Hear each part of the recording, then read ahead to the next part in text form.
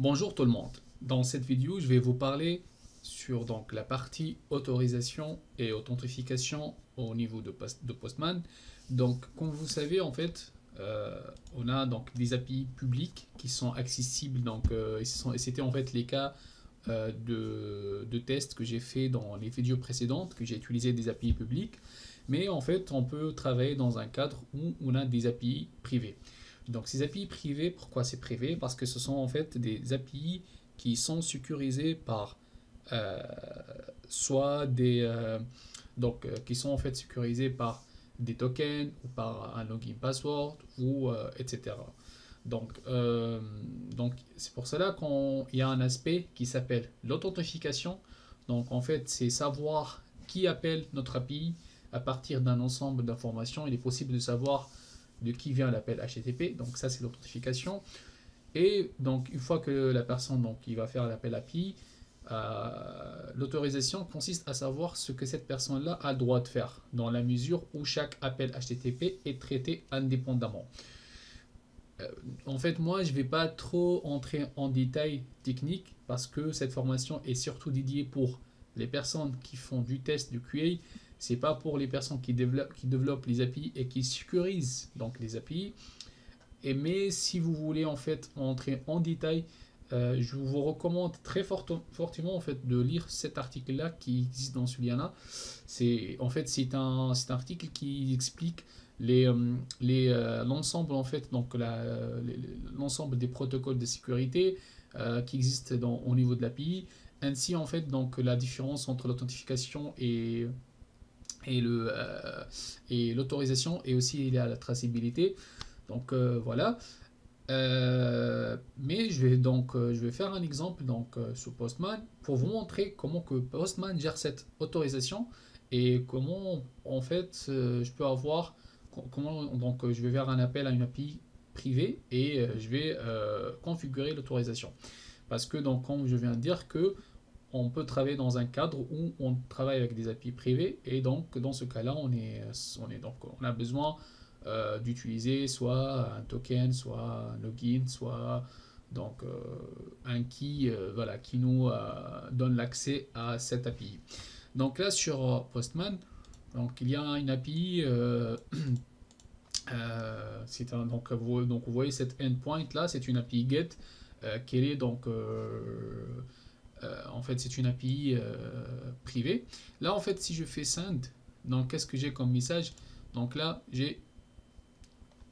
c'est que j'ai pas l'autorisation. C'est authorized et j'ai 401. Le code retour 401 pour dire que tu n'as pas vraiment l'accès à cette API là, ou tu peux avoir un 403 aussi. Donc ça c'est que tu n'as pas accès, il y a un truc qui te bloque. Mais le 403 en fait ça peut venir même côté serveur. Il peut avoir un pare-feu qui bloque un WAF ou un truc comme ça. Mais là en fait j'ai pas accès. Donc, et cette API là en fait elle est sécurisée par un login et par un password.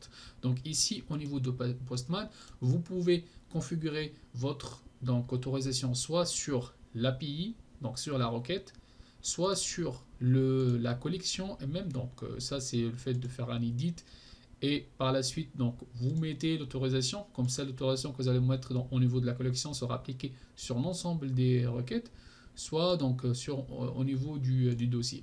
Donc là moi je vais la mettre au niveau de la requête.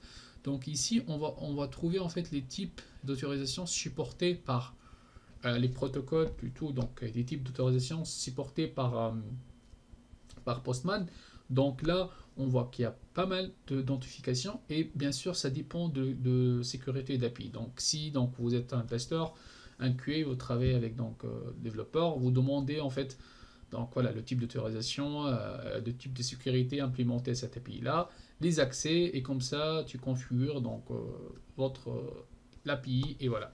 Donc pour moi donc l'API que je vais utiliser elle est sécurisée par un login et password.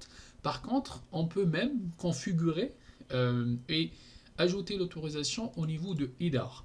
Ça veut dire que nous, lorsqu'on va envoyer, ça c'est au niveau d'envoi, donc nous, lorsqu'on va envoyer les informations, dans la partie en tête, qui est générée automatiquement, moi je vais ajouter Et notre paramètre, c'est le paramètre d'autorisation et je vais mettre le login et le password. Donc là, quand on va taper ici donc sur Postman, qu'on voit donc vous aurez toutes les ensembles en fait de toutes les informations que vous pouvez les ajouter au niveau d'entête.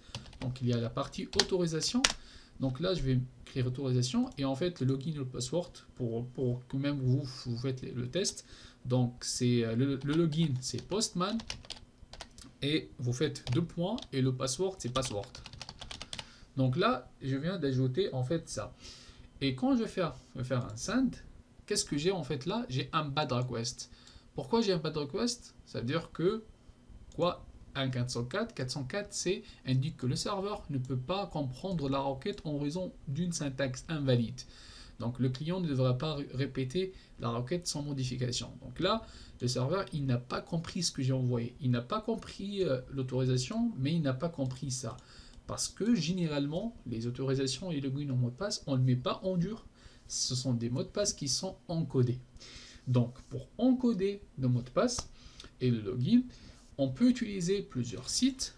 Par exemple, moi je vais utiliser ce site-là, base 64. Là, je vais mettre mon login et mot de passe. Je vais faire un code. Et là, j'ai bien le code.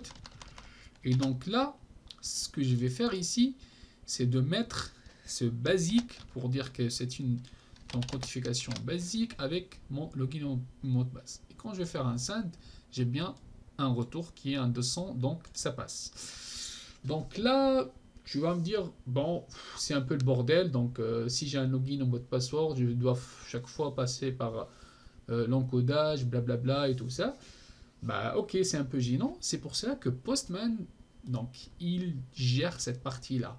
Comment? C'est si vous allez sur autorisation, et vous allez sélectionner Basic Authentification. Là, en fait, parce qu'on parle du Basic Authentification. Et là, on va mettre Postman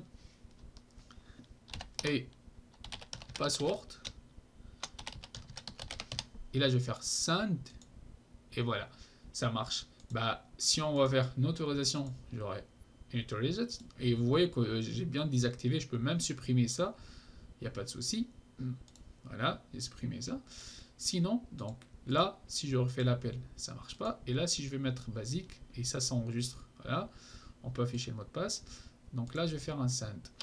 Mais le mot de passe, bien sûr, reste ici et reste visible par l'utilisateur de Postman. Donc, il faut savoir ça. Donc, voilà pour la partie autorisation.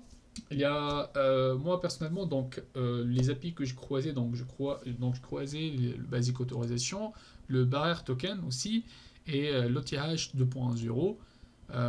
Donc j'ai croisé ça. Donc généralement c'est les protocoles ou l'API key aussi. Donc je croisais l'API key.